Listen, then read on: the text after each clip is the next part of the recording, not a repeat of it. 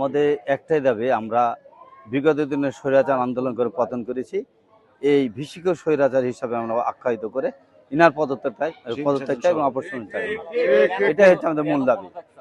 আমরা এই ভীষির পদত্যাগ চাচ্ছি। কেন? দুর্নীতিবাজের জন্য। আমরা দুর্নীতিবাজ অতীতে আমরা আন্দোলন সংগ্রাম করেছি এই দুর্নীতিবাজদের বিরুদ্ধেই, এবং আমরা এই দুর্নীতিবাজ ভীষির অপসারণের দাবিতে আমরা এই আন্দোলন করছি।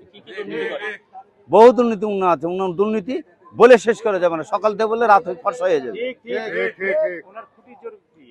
উনার খুঁটির জোর আছে। উনি তো এর আগে আওয়ামী লীগের দালাল ছিল, তারপর আবার 5 তারিখের পরে শিবিরের দালালির পূর্ণ করছিল। এখন আবার আমাদের কিছু প্রশাসনের লোকের দালালি পূর্ণ করে উনি টিকে থাকতে চাচ্ছে। আমরা উনার টিকে থাকতে দিব না এবং আমরা এর পদত্যাগ দাবি করছি। আমরা এই ব্যাপারে আমাদের কাছে কোনো ইয়ে নাই, কিন্তু উনার আমরা অপসারণ, কে উনাকে সাপোর্ট দিচ্ছে না দিচ্ছে এটা আমাদের দেখার বিষয় না। আমরা ওনার পদত্যাগ দাবি করি।